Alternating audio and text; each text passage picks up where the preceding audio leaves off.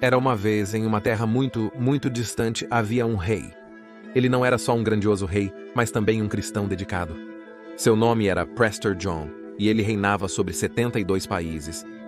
As terras que ele governava eram ricas em ouro e prata e transbordavam de criaturas fantásticas. O rei Prester declarou sua fidelidade à Igreja Católica em cartas para vários papas em Roma. Ele descreveu em suas cartas várias bestas desconhecidas no mundo ocidental. Homens com 3 olhos e chifres na testa, unicórnios, guerreiras que lutavam a cavalo e homens que viviam até 200 anos. É evidente descartar essa história como conto de fadas. Mas existem evidências que sustentam a lenda tendo suas raízes em fatos históricos, e seu nome é citado várias vezes na Idade Média. Então, quem era realmente Prester John e de onde ele veio? Bem-vindo à loucura medieval.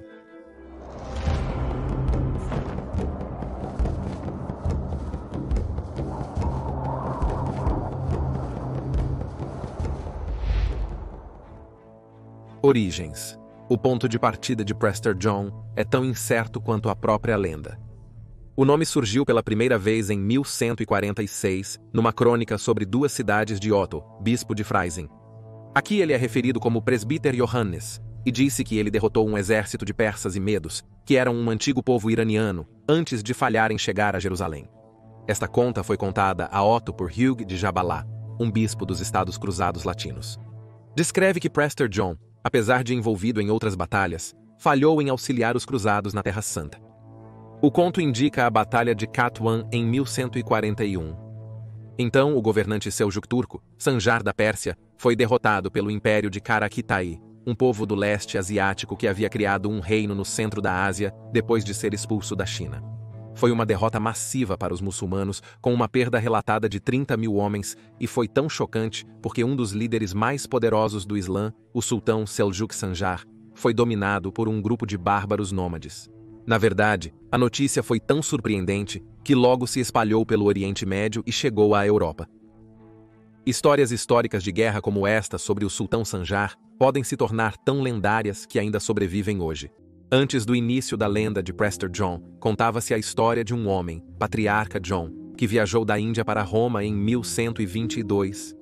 Ele deixou sua terra natal, a Índia, porque seu antecessor havia morrido. Ele viajou para Bizâncio para participar de uma cerimônia que reconheceria sua nomeação como Patriarca das Índias. Na cerimônia, João foi introduzido aos representantes papais, negociando com o imperador bizantino João II Caminos. O representante do Papa falou sobre o esplendor de Roma e conseguiu persuadir João a continuar sua jornada para a cidade eterna. Quando chegou lá, as pessoas se maravilharam ao ver um homem dos extremos do mundo. João descreveu sua terra natal como um lugar de milagres e maravilhas em uma audiência com o Papa Calixto II. Ele disse que sua cidade capital, Houna, tinha as maiores muralhas do mundo, que eram tão largas que 2 carros de guerra podiam andar lado a lado sobre elas sem cair. Só cristãos fiéis podiam morar lá. Qualquer não cristão que entrasse tinha que se converter ao cristianismo imediatamente ou sofrer execução. Um rio do paraíso corria pela cidade e depositava gemas e ouro, o que tornava os cidadãos muito ricos. Fora das muralhas, uma igreja abrigava o corpo do Santo Tomás Ruivo, o apóstolo, que anualmente ressuscitava e abençoava seus fiéis. Medievais cristãos pensavam que, após o Pentecostes, São Tomás foi enviado para pregar o Evangelho em Kerala, Índia, em 52 d.C., quando o Espírito Santo desceu sobre os discípulos de Jesus. Lá, ele converteu hindus em cristãos e os batizou. Quando morreu, São Tomás foi enterrado lá. Acredita-se que Prester John deve ter sido parte da comunidade dos cristãos de São Tomás, se não seu patriarca, porque ele era tão conhecedor da lenda. O mito. Então, de repente, na década de 1170, o mito de Prestagion realmente decola, quando uma carta intrigante chega à corte do imperador bizantino, Manuel I Comneno. A carta começou com o autor se apresentando como, citação, Prestagion das Índias, maior rei dos cristãos.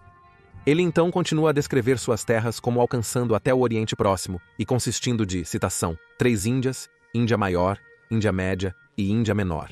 A que ele vivia era a Índia Maior, e o corpo de São Tomás, o apóstolo, estava nessa, e ele tinha 60 reis menores que respondiam a ele, juntamente com 62 dos castelos mais fortes do mundo. Frederick Zarnack recontou essa história em seu livro de 1879, De Prista Johannes, usando o texto sobre a chegada do patriarca dos indianos. Muitos veriam essa história como um conto mítico absurdo, mas outro texto não relacionado confirma a visita do homem chamado João a Roma. O texto vem de Odo de Reims, que estava em Roma quando o enigmático João fez sua aparição. Na carta de Odo, João é referido como arcebispo, não patriarca, e é explicado que suas viagens começaram após a morte do rei da Índia, que não deixou herdeiro, e o desejo do povo por um príncipe bizantino no trono. Diversos candidatos ao cargo faleceram na volta à Índia, e o imperador Manuel não quis enviar mais. Portanto, João prosseguiu a Roma em busca.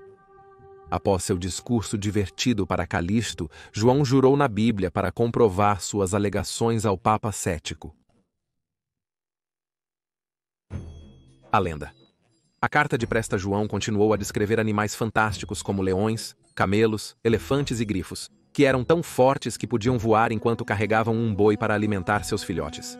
João também descreveu como, citação, existem em nossas terras também unicórnios, que têm na frente um único chifre, dos quais existem 3 tipos, verde, preto e branco. Nas terras de Presta João não só os animais são fantásticos, mas também povos de aparência estranha, como os de um só olho, bípedes com um grande pé redondo e alguns com 4 olhos na frente e atrás da cabeça. Uma comunidade de cristãos do tamanho de uma criança de 5 anos, alguns descritos como homens da cintura para cima e semelhantes a um cavalo na outra parte, que se alimentam de carne crua e usam arcos. Há regiões onde dragões habitam cavernas na fronteira do mundo conhecido e indivíduos treinados como mestres de dragões.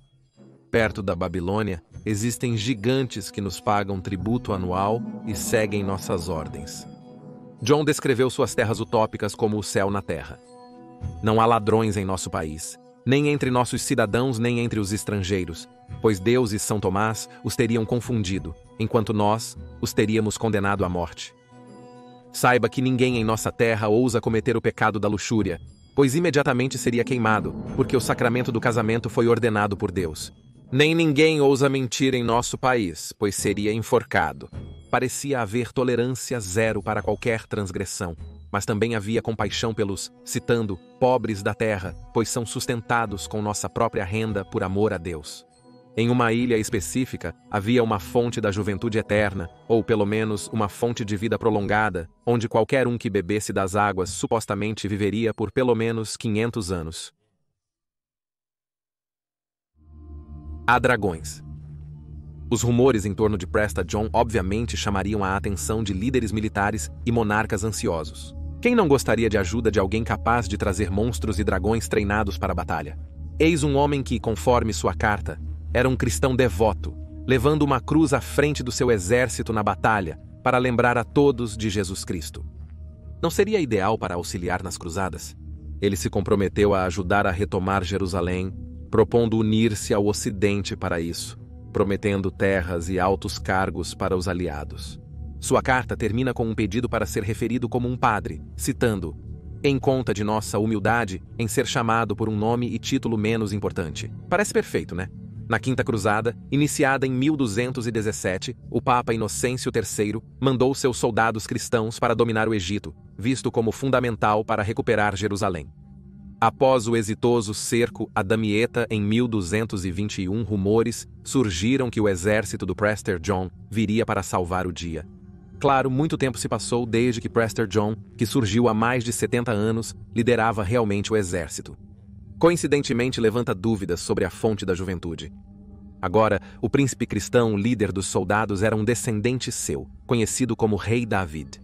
O rumor era tão grande que os cruzados lançaram um ataque prematuro ao Cairo, mas seu salvador nunca chegou e para o exército cristão e sua Quinta Cruzada terminou em derrota com a perda de muitos recursos e muitas vidas. Fumaça e espelhos. Toda vez que um novo lugar era explorado e não havia sinal de Prester John, ele aparecia em algum outro lugar. O mito persistiu ao longo dos anos. Na década de 1240, o enviado papal Giovanni de Pian del Carpini visitou o grande Khan do Império Mongol. Ele questionou sobre Prester John que lutou contra os mongóis e obteve êxito ao posicionar grandes estátuas de bronze que lançavam vastas quantidades de fumaça contra a horda mongol, em um dos primeiros casos de uso de cortina de fumaça em guerra. Histórias sobre John foram repetidas como sendo fatos até o final do século XV. Até se dizia que ele era descendente de um dos 3 reis magos, que visitaram Jesus após seu nascimento e o presentearam com ouro, incenso e mirra. Querendo acreditar. É muito fácil para nós rirmos do mito do Prestagion, mas os medievais europeus sabiam muito pouco sobre o mundo fora de seu próprio continente, e qualquer terra a leste do rio Tigre estava envolta em mistério. Então, precisavam entender as terras desconhecidas além das suas. As histórias dessas terras proporcionaram uma visão fascinante da compreensão dos europeus medievais sobre o desconhecido. Considerando a dominação da Igreja Católica em suas vidas e a visão de outras religiões como heréticas, é compreensível seu desejo de acreditar em um salvador cristão vivendo em terras que imaginavam ser exóticas. Um homem lutando pela causa deles entre pagãos e muçulmanos do Oriente. Pelas evidências disponíveis, parece que em 1122 um visitante estranho realmente chegou à corte papal. Mas quem ele realmente era? De onde ele veio e sobre o que ele falou? A história de Prester John ainda é um dos mitos mais pervasivos e fascinantes de todos os tempos. Obrigado por assistir a este episódio. Vejo você na próxima semana para outro. Saúde!